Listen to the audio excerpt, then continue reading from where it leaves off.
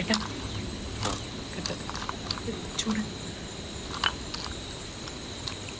മോനെ കുളിക്കണ്ടേ?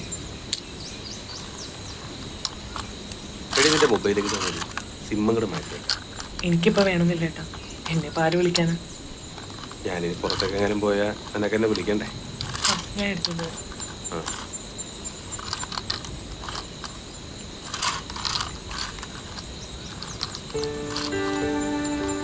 ചെല്ലുമോനെ അത് കുളിക്ക്.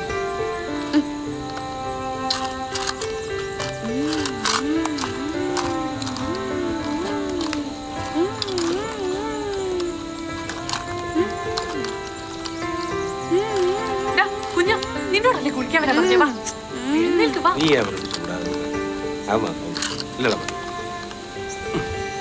രണ്ടുപേരും കൂടെ ഇവിടെ ഇരുന്ന് കളിച്ചോ, എനിക്ക് അടുക്കള പണി.